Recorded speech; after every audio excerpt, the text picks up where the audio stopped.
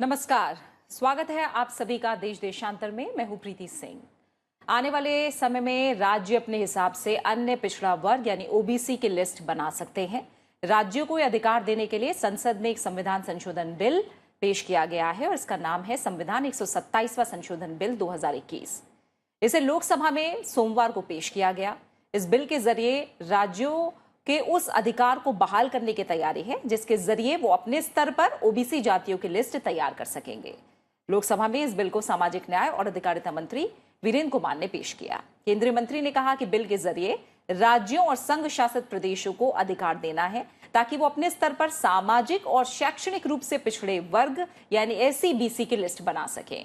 इस दिशा में देश के संघीय ढांचे को बनाए रखने के लिए अनुच्छेद 342A में संशोधन करना होगा।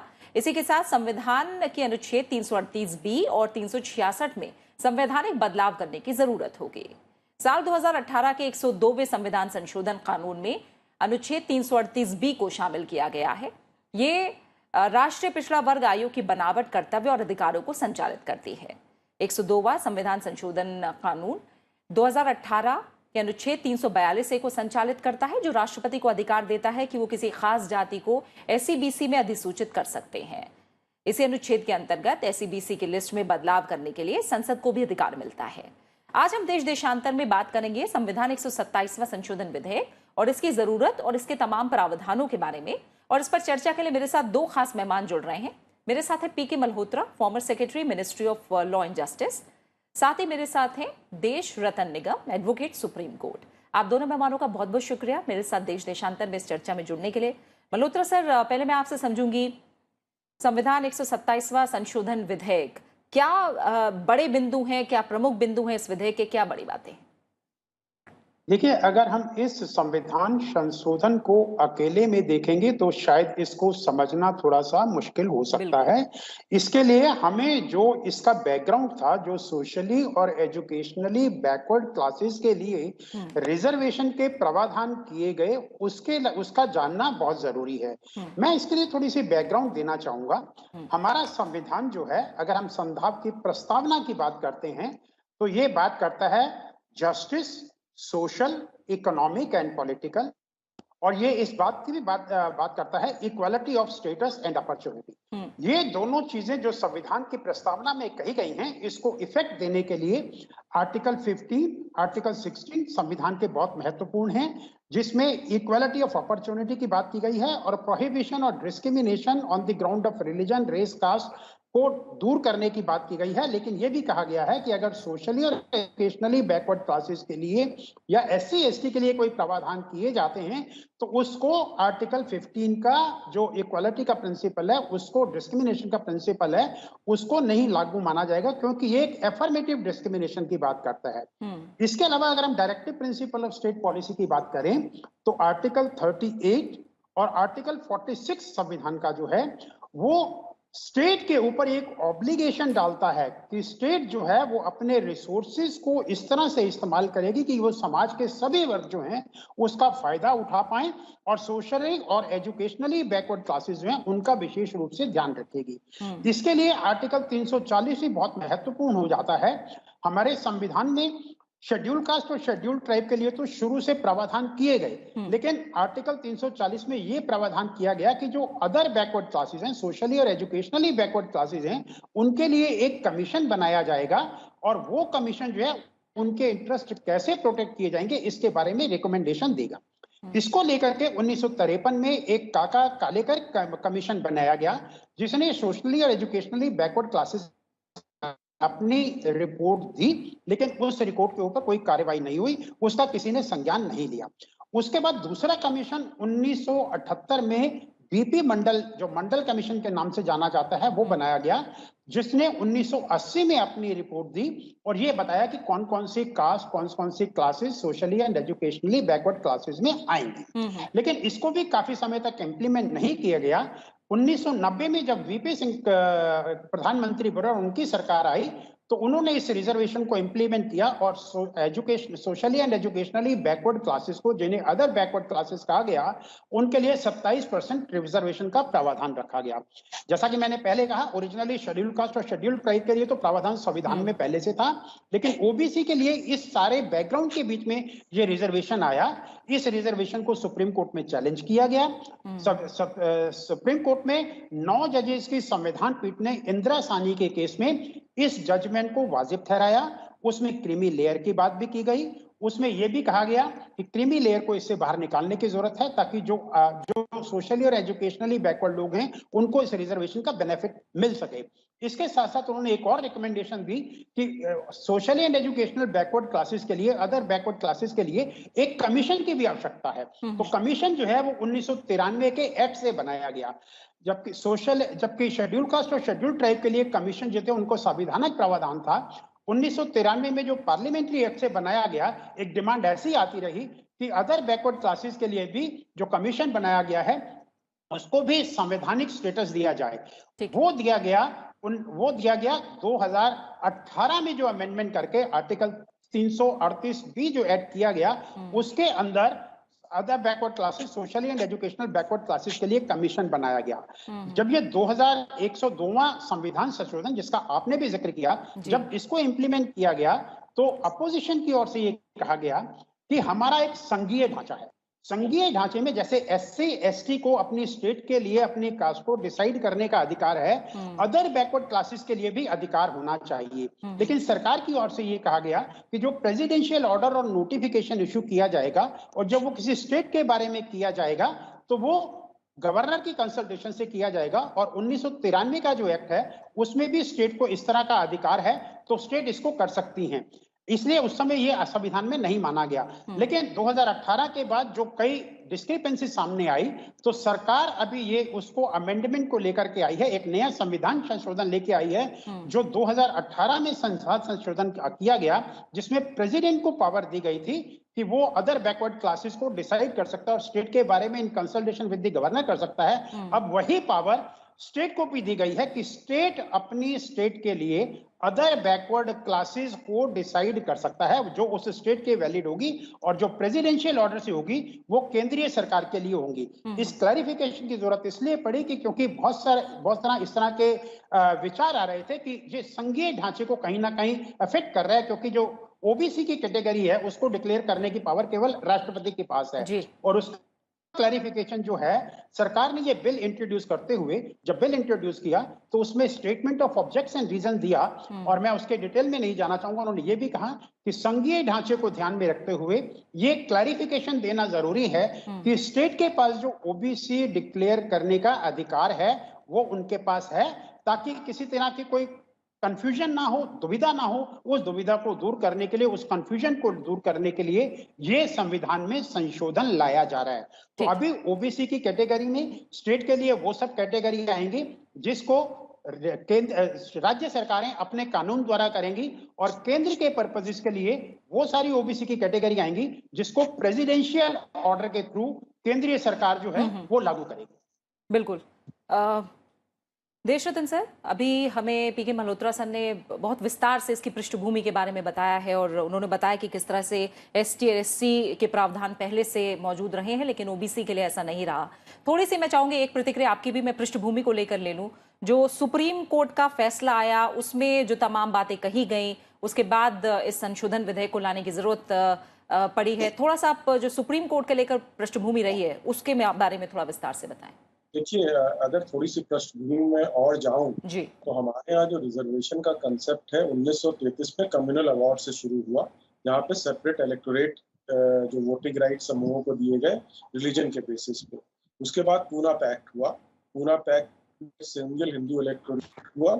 उसके अलावा और भी प्रोविजंस विद रिजर्वेशन आए वहाँ पर। इंडिपेंडेंस के बाद इनिशियली तो जैसा मल्होत्रा जी ने भी बताया, शेड्यूल कास्ट और शेड्यूल ट्राइब के लिए रहा, लेकिन 1991 में मंडल कमीशन के बनने के बाद उनकी रिकमेंडेशन के बेसिस पर ये socially and economically backward classes के लिए एज ओबीसी, जिसे हम ओबीसी बुलाते हैं, उनके लिए रिजर्वेशन हुआ और 27% का वहाँ पर उन्होंने एक सीलिंग और लिमिट डाली उनके लिए और बोला 50% से टोटल रिजर्वेशन 50% से ऊपर नहीं जाएगा। इसके मद्देनजर अगर आप ये भी ध्यान रखें कि 10% इकोनॉमिकली बैकवर्ड क्लासेस के लिए जो ओवर एंड अबव है 50% के, वो भी रखा गया और वो भी लोगों को मिल रहा है। जो बाकी जो 50% आते हैं जो रिजर्वेशन में कहीं नहीं आते, उनका एजुकेशनली बैकवर्ड के उसमें, इकोनॉमिकली बैकवर्ड के उसमें उनको रखा गया। दूसरा, अभी ये जो आया अमेंडमेंट 122वां जो अमेंडमेंट है, वो आया है जो स्टेट ऑफ महाराष्ट्र ने मराठा रिजर्वेशन किया था, उसके तहत वो कोर्ट में गए थे, लेकिन उन्होंने कोर्ट ने बर्खास्त कर दिया ये कहते हुए ये पावर रिजर्वेशन का जो ओबीसी के तहत है वो सेंट्रल गवर्नमेंट के पास है। तो सेंट्रल गवर्नमेंट को ये अमेंडमेंट लाना पड़ा और जैसा संघीय ढांचा है, जैसा आपको अभी बताया गया, फेडरल स्ट्रक्चर है, उसमें ये रीजनल पार्टीज की भी मांग रही है कि ये पावर उनके पास होना चाहिए, क्योंकि वो एकदम जमीनी हालात से स्टेट एकदम टच में रहते हैं और वो फौरन इस बात को बता भी सकते हैं क्या है क्या नहीं। पहले क्या था कि वो national commission for backward classes है उसमें जाएगा, फिर वो अप्रूव करेंगे, उसके बाद प्रेसिडेंशियल नोटिफिकेशन होगा। तो यहाँ पर सीधे के सीधे वो फैसला ले सकते हैं और अपनी लिस्ट बना सकते हैं और इसके अलावा एक सेंट्रल लिस्ट अलग बनेगी, वो जो है एग्जिस्ट करती है वो अलग रहेगी, स्टेट के पास अपनी भी लिस्ट रहेगी। तो ये दोनों लिस्टें रहेंगी और मैं समझता हूँ कि ये हमारे संघीय ढांचे के लिए अच्छा है। और दूसरा, जो क्षेत्रीय आपकी दल है उनका दायित्व बढ़ जाता है इसके आने से, क्योंकि वो इसके लिए अब जिम्मेदारी उनकी होगी कि किसको लाना है किसको नहीं लाना है। तो इसका उनको देखना पड़ेगा कि ये जो उनको नया नया पावर हाथ में मिला है उसका सदुपयोग हो और दुरुपयोग ना हो। तो इस पृष्ठभूमि में मैं समझता हूँ ये अमेंडमेंट बहुत ही अच्छा है। और दूसरा, जो एम्पावरमेंट है, जो दायित्व की बात है राज्य सरकारों की, उनको भी इसका वो मिलेगा, फायदा मिलेगा और उसका उनको निर्वाह करना पड़ेगा पूरी जिम्मेदारी के साथ। ठीक है मल्होत्रा सर, जिम्मेदारी भी जाहिर तौर पर राज्यों की बढ़ेगी जब ये अधिकार मिलेगा उसके बाद, जैसे देशरत्न सर ने अभी भी कहा। तो क्या आप मानते हैं कि सामाजिक न्याय का दरवाजा इस विधेयक के पास होने के बाद सभी जातियों के लिए खुलेगा या कुछ कंसर्न भी हैं जो रहेंगे? प्रीति जी, देखिए, जहां तक socially and educational backward classes के लिए रिजर्वेशन की बात है, चाहे वो जॉब हो या एजुकेशनल इंस्टीट्यूशन हो, अभी आपको याद होगा केंद्रीय सरकार ने एक और स्टेप लिया था जिसमें नीट एग्जामिनेशन के लिए, नीट का एग्जामिनेशन NEET जो कि नेशनल एंट्रेंस एग्जाम होता है मेडिकल कॉलेजेस के लिए, पोस्ट ग्रेजुएट कोर्सेज के लिए, डेंटल कॉलेजेस के लिए या दूसरे मेडिकल कॉलेजेस के लिए, उसमें भी रिजर्वेशन का प्रावधान सेंट्रल गवर्नमेंट ने किया है। तो ये जो ऑब्लिगेशन है, चाहे वो आर्टिकल 38 में हो, जैसा कि मैंने कहा कि state shall secure social order for promotion and welfare of the people, या promotion of educationally and economic interest of the scheduled tribe and other backward classes, ये ऑब्लिगेशन केवल केंद्रीय सरकार का नहीं है, ये राज्य सरकारों का भी ये ऑब्लिगेशन बनता है संविधान के हिसाब से। Directive principle of state policy को लागू करना जो है, जो नीति निर्देशक तत्व स्टेट के लिए लागू किए गए हैं संविधान में, उसका ऑब्लिगेशन ना केवल केंद्रीय सरकार का है, वो राज्य सरकारों का भी है। और उसी चीज को ध्यान में रखते हुए मैं समझता हूं ये जो अमेंडमेंट लाया गया है आज, जो जिस पे डिस्कशन भी चल रहा है और उम्मीद है कि आज वो लोकसभा में पास हो जाएगा, उसके बाद राज्यसभा में जाएगा और वहां से भी पास हो जाएगा, ऐसा मेरा मानना है, क्योंकि सभी पॉलिटिकल पार्टीज इसके फेवर में है, कोई भी इसके अगेंस्ट में नहीं है। और जैसा कि मैंने पहले भी कहा, जब 102वां संशोधन जो पास किया गया था सरकार के द्वारा पार्लियामेंट में, उस समय भी इस बात को उठाया गया था कि शायद ये दुविधा रहेगी, लेकिन सरकार का उस समय मानना ऐसा था कि 1993 का जो एक्ट है जिसमें अदर बैकवर्ड क्लासेस के लिए रिजर्वेशन की बात की गई और कमीशन बनाया गया है, उसको देखते हुए ये प्रथा लागू रहेगी। लेकिन क्योंकि बाद में जिस तरह की इंटरप्रिटेशन आई, उसको लेके एक क्लैरिटी की जरूरत थी, उस क्लैरिटी के लिए इसको लाया गया और ये ऑब्लिगेशन जब स्टेट के ऊपर डाला गया, जैसा कि देशरत्न जी ने भी कहा, मेरा ऐसा मानना है कि उनको केवल राजनीतिक कार्यों से के लिए ही एक्सप्लॉइट नहीं किया जाएगा, लेकिन वाकई में ही जो स्टेट के अंदर अदर बैकवर्ड क्लासेस हैं, जो डिजर्विंग हैं, जो इकोनॉमिकली वेल ऑफ नहीं हो चुकी हैं, जो इकोनॉमिक स्टेटा के हिसाब से बाहर आ चुकी हैं, लेकिन अदर कारणों से जो सोशली और एजुकेशनली बैकवर्ड हैं, उनको इसका बेनिफिट अवश्य मिलेगा। सरकार इन बातों का ध्यान में रखेगी और इस पे समय समय पर जो एक्सपर्ट कमेटीज रिपोर्ट देती रही हैं, चाहे वो national commission for scheduled caste हो, चाहे वो national commission for scheduled tribe हो, चाहे वो national commission for other backward classes हो, समय समय पर जो इनके रिकमेंडेशन आती हैं उनको भी ध्यान में रखा जाएगा। और मेरा ऐसा मानना है कि अगर स्टेट अपनी इस पावर को एक्सरसाइज करते हुए जो national commission for other backward classes है, जो एक कॉन्स्टिट्यूशनल बॉडी है, जब जब इस तरह की रिकमेंडेशन वो बॉडी देती है, अगर उसको ध्यान में रख के अपना कार्य करेंगी तो मैं समझता हूं इस पावर को अच्छी तरह से एक्सरसाइज किया जा सकेगा और हमारा जो कॉन्स्टिट्यूशनल गोल है कि अदर बैकवर्ड क्लासेस का अपलिफ्टमेंट होना चाहिए, हम उसको पूरा करने में सक्षम होंगे। मैं आपका ध्यान इस तरफ एक और एग्जाम्पल भी देना चाहूंगा। 1914 में सरकार एक कानून लेकर आई थी जो उन्होंने कुछ राज्यों के अंदर जाटों के लिए रिजर्वेशन किया गया, जाट कैटेगरी के लिए रिजर्वेशन किया गया। लेकिन जब उसको सुप्रीम कोर्ट में चैलेंज किया गया, उसका ग्राउंड ही यही था कि national commission for other backward classes वो जाट कम्युनिटी के लिए रिजर्वेशन के फेवर में नहीं है और उसके लिए उन्होंने तथ्य दिए हैं और डेटा दिया है। अगर एक एक्सपर्ट बॉडी अगर इस तरह के रिकमेंडेशन देती है तो हालांकि केंद्रीय सरकार के पास वो पावर है ओबीसी डिक्लेयर करने की, लेकिन आर्बिट्रेरली उस पावर को एक्सरसाइज नहीं किया जा सकता। तो उस रिजर्वेशन को सुप्रीम कोर्ट ने स्टक डाउन कर दिया था। तो अगर कोई भी स्टेट एजेंसी अपनी इस पावर को कॉन्स्टिट्यूशनल गोल के हिसाब से और एक्सपर्ट बॉडीज के रिकमेंडेशन के हिसाब से यूज नहीं करेगी तो judiciary will definitely step in और जुडिशरी अपना काम करेगी और ये देखेगी कि ये पावर का यूज जो है वो केवल कॉन्स्टिट्यूशनल प्रोविजन के अनुसार socially and educational backward classes के वेलफेयर के लिए हो, ना कि पॉलिटिकल इंटरेस्ट के लिए। ठीक है। देशरतन सर, विधेयक को जब हम देख रहे हैं तो इसमें अनुच्छेद 342 ए का जो खंड 1 और 2 है, इसमें संशोधन होगा, नया खंड 3 भी जुड़ेगा, अनुच्छेद 366, 26C और 338B 9 में भी संशोधन होगा। क्या ये अलग अलग खंडों में कोई ऐसी अहम बात है जो फिलहाल हमें समझना जरूरी है? और दूसरी बात ये है कि क्या, जैसा आप कह रहे हैं, राज्यों की रिस्पॉन्सिबिलिटी भी बढ़ेगी, लेकिन एक जो शंका कहीं ना कहीं रही है कि क्या इसके बाद केंद्र सरकार पर जो आरक्षण की 50% की सीमा है उसको खत्म करने का दबाव भी बढ़ेगा? देखिए, एक तरीके से वो सीमा तो लांघ ली गई है जब आप 10% आपने इकोनॉमिकली बैकवर्ड क्लासेस को आपने रिजर्वेशन दे दिया। तो वो सीमा तो वैसे भी लांघ चुकी है, क्योंकि वो बहुत समय से लोगों की डिमांड थी। जो गरीब है उन्होंने क्या नुकसान किया है, जिनके पास कोई चारा नहीं है, जिनके पास लेवल प्लेइंग फील्ड नहीं, बराबरी का मैदान नहीं है, जिनके बराबर के हक नहीं है जिनके पास, तो उनको भी दिया जाना चाहिए। वो सरकार ने किया, वो बहुत बड़ा कदम था। और दूसरा जो आर्टिकल आपने बताया 342 जी, हाँ 342A3 जुड़ेगा, वो जरूरी है। और इसके अलावा जो आपके 366 और 338 में है वो कॉन्सिक्वेंशियल है। अच्छा। वो उनको करना जरूरी है, क्योंकि वो ये होगा तो उनमें भी बदलाव लाने जरूरी है।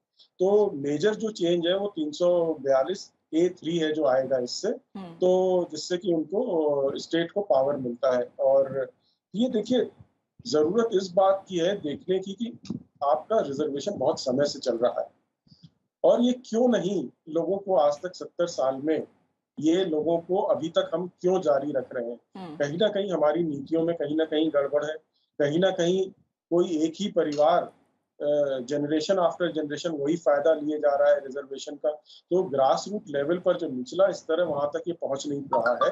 तो इस तरह की देखिए जो चीजें आएंगी, इससे उम्मीद है कि राज्य सरकारें उन बैकवर्ड क्लासेस को, सोशली और एजुकेशनली बैकवर्ड जो पिछड़ा वर्ग है हमारा, उनमें उन क्लासेस पे ध्यान देंगी जो सही में बहुत ही पिछड़े हैं और उनका नाम आएगा। जैसा मल्होत्रा जी ने बोला, इसका राजनीतिकरण नहीं होना चाहिए, इसको एकदम मेरिट पे ध्यान देके जो है लोग उनको लाना चाहिए। ऐसा नहीं है कि जो संख्या में बहुल्य हैं, जिनकी संख्या ज्यादा है, अपने वोटिंग के रिप्रेजेंटेशन के कारण वो अपना नाम वहां पर कर लें और बाकी लोग छूट जाएं। तो बहुत ही बड़ा दायित्व है राज्य सरकारों पे और इस पे लोगों को बहुत ध्यान देने की भी जरूरत है। कहीं इसका वही हच ना हो जो कुछ पुरानी जो रिजर्वेशन का हुआ, जिसके कारण रिजर्वेशन आप देख रहे हैं कि 1947 से अभी तक चला आ रहा है। तो ये बहुत ही गंभीर बात है और ये जो अमेंडमेंट्स है, सुप्रीम कोर्ट भी इस पर नजर रखेगा। कहीं कोई गलती होती है किसी से तो कोर्ट में जा सकता है, हाई कोर्ट भी जा सकता है, सुप्रीम कोर्ट भी जा सकता है। तो यहाँ पर जो दायित्व है क्षेत्रीय जो पार्टियां हैं या जो भी पार्टियां जो जिनकी राज्य सरकारें हैं, वो गंभीरता से इस पर अपना दायित्व निभाएं, कोई ऐसा राजनीतिकरण ना करें, क्योंकि देखिए हमारे संघीय ढांचे में राज्य ही मिलके सारे राष्ट्र बना रहे हैं। राष्ट्र तो है ही अपनी जगह पर, लेकिन उसकी जो छोटे-छोटे यूनिट्स हैं हमारे राज्य, इनका दायित्व बढ़ जाता है। कहीं एक भी जगह अगर कुछ गड़बड़ होती है, तो वो इलाका पिछड़ा रह जाता है। तो हमें हर तरीके से इस बात पे ध्यान देना है और हमारा जो अपोजिशन है, विपक्ष है, उसको भी इस बात पे ध्यान देना है। देखिए आज विपक्ष साथ दे रहा है, जो न्यूज़ है, जो खबरें हैं, उसके हिसाब से कि विपक्ष इस पे एक साथ मत करेगा, क्योंकि ये संवैधानिक संशोधन है, 2/3 बहुमत चाहिए, मेजॉरिटी चाहिए और उसमें भी 2/3 बहुमत चाहिए जो लोग वहां पर होंगे।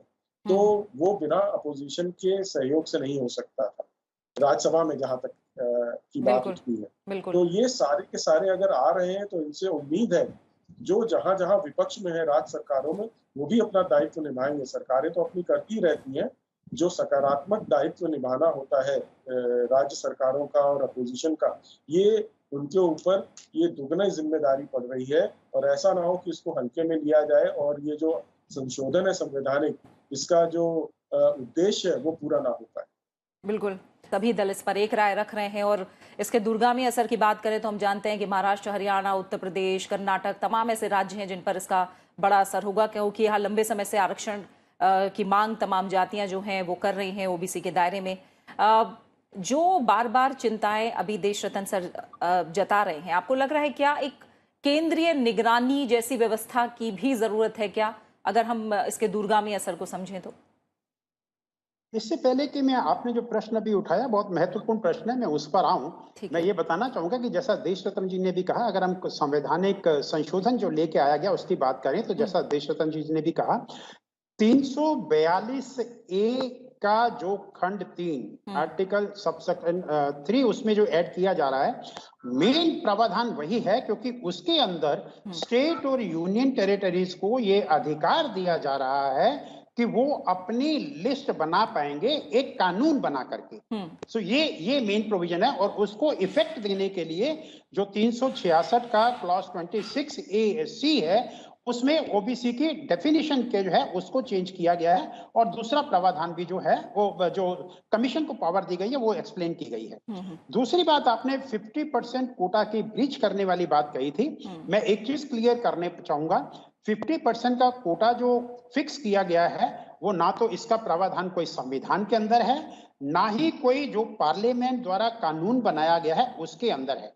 ये 50% कोटा का जो लिमिट रखी गई है, ये इंदिरा साहनी के केस में सुप्रीम कोर्ट के द्वारा रखी गई है और उन्होंने भी 50% को सैक्रोसेंट नहीं माना है। उन्होंने तो ये कहा है कि अगर हम राइट टू इक्वलिटी की बात करते हैं तो रीजनेबल लिमिट जो है वो 50% की है, इसको भी ब्रीच किया जा सकता है अगर उसके कारण रिकॉर्ड पर लाए जाते हैं, कानून में लाए जाते हैं कि किन कारणों से इनको ब्रीच किया जा रहा है। और जैसा कि अभी देश रतन जी ने बताया कि economically weaker section of society के लिए 10% का रिजर्वेशन ऑलरेडी सरकार ने किया है, तो और ऑलरेडी तमिलनाडु के अंदर 50% वाली जो लिमिट है उसको ब्रीच किया जा चुका है।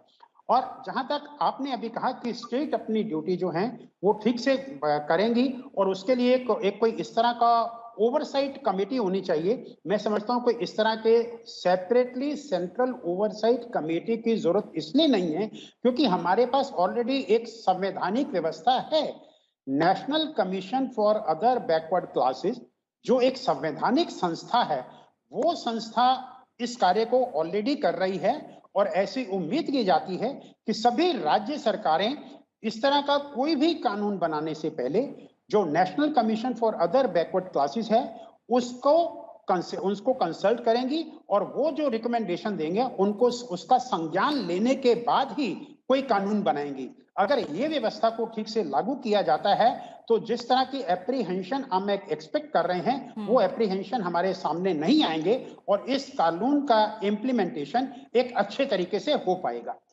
बिल्कुल।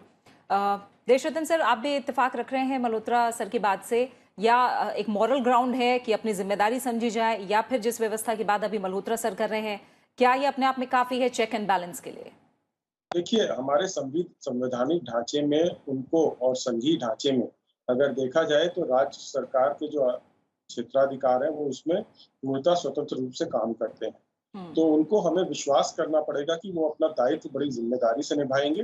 हाँ, ये जमीन पे उतरता है, कैसे काम करता है, उससे जो आपका फीडबैक आएगा, जो वहां से आपको मिलेगी चीजें और या जवाब मिलेंगे, उसके अनुसार केंद्र सरकार बाद में, जैसे ही पार्लियामेंट से ये संशोधन आया है, फिर से एक संशोधन हो जाएगा। एक निगरानी का मैकेनिज्म अगर जरूरत पड़ेगी तो वो भी आ सकता है बाद में। लेकिन अभी जैसा है, उनको अगर जिम्मेदारी दी गई है तो हमें ये देखना पड़ेगा वो जिम्मेदारी पूर्णतः अच्छी तरह से निभाएं, वरना उसके तरीके हैं, दूसरे कोर्ट है, कचहरी है हमारी, या हमारा पार्लियामेंट है, उस पर निगरानी करके संशोधन ला सकता है। लेकिन अभी मैं नहीं समझता हूँ कि उन पर निगरानी रखने की जरूरत है। हमें देखना पड़ेगा कि वो कैसा कार्य करते हैं, जो नया पावर उनको मिला है उसके तहत वो किस तरह का कार्य करेंगे, कैसे अपने दायित्व का निर्वाह करेंगे। तो वहां से बहुत सारे हमें जवाब मिलेंगे। लेकिन अभी ये कहना कि उनके ऊपर निगरानी रखने की जरूरत है, मैं नहीं समझता हूँ कि ऐसी कोई जरूरत है। बिल्कुल बिल्कुल, जी मल्होत्रा सर।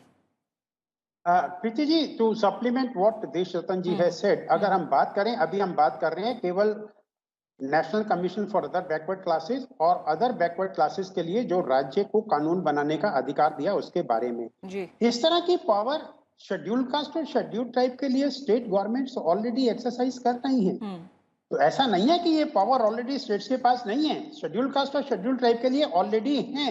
लेकिन जब अदर बैकवर्ड क्लासेस के लिए ये प्रावधान 102वें संविधान संशोधन में किया गया, तो क्योंकि स्टेट को पावर नहीं दी गई थी, वही पावर अब जो है इस नए संविधान संशोधन के द्वारा दी जा रही है। तो जिस तरह का मैकेनिज्म स्टेट गवर्नमेंट ने शेड्यूल कास्ट और शेड्यूल ट्राइब की रिजर्वेशन के लिए इवॉल्व किया है, अगर उसी तरह का mechanism state government other backward classes को भी बेनिफिट देने के लिए करेंगे, तो मैं नहीं समझता कि एक जो आप ओवरसाइट कमेटी की बात कर रही हैं, ये एक बात कर रहे हैं, उसकी आवश्यकता पड़ेगी। लेकिन at the cost of repetition I would like to say, अगर एक और संवैधानिक ढांचा हमारा एग्जिस्ट करता है, संविधान के अंदर एग्जिस्ट करता है, तो उसकी सलाह लेने के लिए स्टेट गवर्नमेंट को हैं, वो उनके लिए दरवाजे खुले हैं। और उसकी सलाह, क्योंकि वो एक एक्सपर्ट बॉडी है, एक एक्सपर्ट की तरह वो सलाह देंगे, तो स्टेट गवर्नमेंट को उसको बराबर विचार करके तभी कोई कानून बनाना चाहिए। बिल्कुल। और इसी के साथ समय ही पूरा हो गया। पीके मल्होत्रा सर आपका, देश रत्न निकम सर, आप दोनों मेहमानों का बहुत बहुत शुक्रिया मेरे साथ इस चर्चा में देश देशांतर में जुड़ने के लिए। जाहिर तौर पर ये जो विधेयक है, इससे आधे से ज्यादा आबादी यानी एक बहुत बड़े तबके पर प्रभाव पड़ेगा। और भारत में एक संघीय ढांचा है और उस ढांचे को बनाए रखने के लिए संशोधन जरूरी भी था, जिसे संसद में लाया गया है और बहुत जल्द हम इसे संसद से पास होता भी देखेंगे, क्योंकि इस पर सभी दलों की एक आम राय नजर आ रही है। इसी के साथ देश देशांतर में फिलहाल इतना ही। अपना अच्छे से ख्याल रखिए। नमस्कार।